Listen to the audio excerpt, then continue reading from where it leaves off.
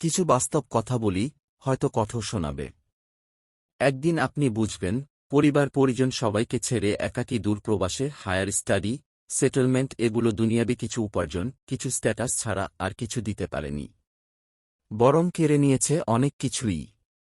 একদিন বাসা থেকে বের হবার সময় বয়স থাকবে ৩০, বাসায় ফিরে দেখবেন বয়স ৫৫। সরকারি চাকরি বিসিএস এর আশায় বাবা মা পরিবার থেকে দূরে মেসে থেকে, না ঘুমিয়ে, মায়ের হাতের খাবার না খেতে পেরে, বিয়েতে দেরি করে, বাচ্চা নিতে দেরি করে যে সময়গুলো হারিয়ে ফেলেছেন, আজ সরকারি চাকরিজীবী হয়েও, ক্যাডার হয়েও, ক্ষমতা অর্জন করেও সেই সময়গুলো আর ফিরে পাবার ক্ষমতা আপনার নেই। জীবনের শেষ ৫ বছরের তুলনায় যৌবনের ৫ বছরকে খুব করে মিস করবেন, কারণ এখন আপনি বাঁচেন অন্যের জন্য, তখন সময়গুলো ছিল নিজের জন্য। কি ইবাদত, কি দুনিয়াবি, যৌবনের থেকে মূল্যবান সময় নেই। একদিন খুব করে বুঝবেন জীবনে পরিবারের থেকে বড় কিছু ছিল না। পরিবারের সাথে থেকে চেয়ে উত্তম ক্যারিয়ার নেই। একদিন হঠাৎ উপলব্ধি করেছেন, জীবনের অনেকটা পথ পেরিয়ে এসেছেন। অনর্থক অর্থ নষ্ট করেছেন, অসময়ে সময় নষ্ট করেছেন, শর্ট টার্ম হয়তো ভালো থেকেছেন, লং টার্ম না, আখিরাতের না, দুনিয়ার কোনো ফায়দা হয়েছে। একদিন এটাও বুঝবেন, আপনি মানুষকে জবাবের জন্য একটা সফল জীবন বেছে নিতে এত পরিশ্রম করেছেন, মনকে একাকী জিজ্ঞাসা করে দেখবেন, এই জীবন সন্তোষজনক ছিল না। খুব করে বুঝবেন, সন্তুষ্ট জীবন সফল জীবনের থেকে উত্তম, কারণ আপনার সফলতার সংজ্ঞা নির্ধারণ করে অন্যরা, যেখানে আপনার সন্তুষ্টির সংজ্ঞা নির্ধারণ করেন আপনি।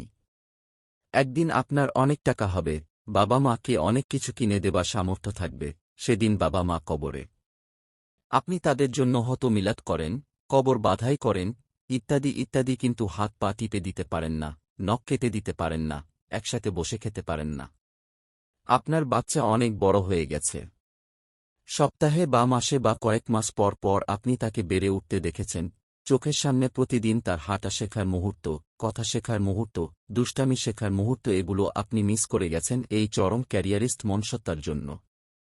হঠাৎ বুঝবেন, আপনি আর আপনার স্ত্রী দুজনই যৌবনের অনেকগুলো বছর পার করে এসেছেন, একটা অজানা অপ্রত্যাশিত দূরত্ব তৈরি হয়েছে। কোনো হাস্যরস নেই, ভালোবাসা নেই, রোম্যান্স নেই, শুধুমাত্র জীবনে চলার জন্য যেন একসাথে চলা, রোজকার সেইম রুটিন। অবশ্যই দায়িত্ববোধ আগে, কিন্তু দায়িত্ব ছাড়াও দাম্পত্যে আরও ফ্যাক্টর থাকে, যেগুলো এখন নেই। ছোট্ট জীবন গোছানো এত প্ল্যান প্রোগ্রাম করে হয় না। যখন যে রিজিক পাওয়া যাবে, আল্লাহর রহমত কামনা করে ক্যারিয়ার শুরু করে দিতে হবে। একটু যোগ্যতা হলেই বিয়ে করে ফেলতে হবে। সবকিছু গুছিয়ে বিয়ে নয়, বরং বিয়ে করে সবকিছু গুছানো।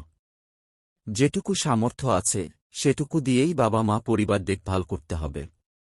সন্তান না নেবার কোনো প্ল্যান করা যাবে না যে অতদিন পর নিব, বরং প্রথম থেকেই আল্লাহর কাছে চাইতে হবে, নেবার নিয়ত করতে হবে। আল্লাহ তাআলা যতজন সন্তান দিবেন, যখন দিবেন তখনই নিয়ে নিতে হবে। সত্য এটাই যে, যিনি মুখ দিবেন তিনিই আহার দিবেন। এটা কুসংস্কার নয়, এটাই রিজিকের মালিকের উপর তাওয়াক্কুল। আল্লাহ তাআলাই আপনার জীবন ওনার নিজস্ব প্ল্যানে এক্সিকিউট করে দিবেন। আপনার জীবন সাজিয়ে দিবেন। আপনার নিজের সাজানো জীবনটা বাস্তবিক অগোছালো। আপনি বুঝতে পারেন না বা বুঝতে চান না। একদিন বুঝবেন যে এতসবের আসলে দরকার ছিল না। এত কিছু না হলেও হতো।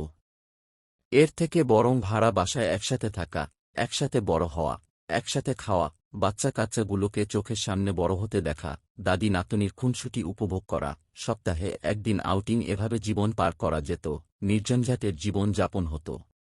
একদিন বুঝবেন যে খুব দেরি হয়ে গিয়েছে, সেদিনটা আসার পূর্বেই, তাই বুঝে ফেলুন।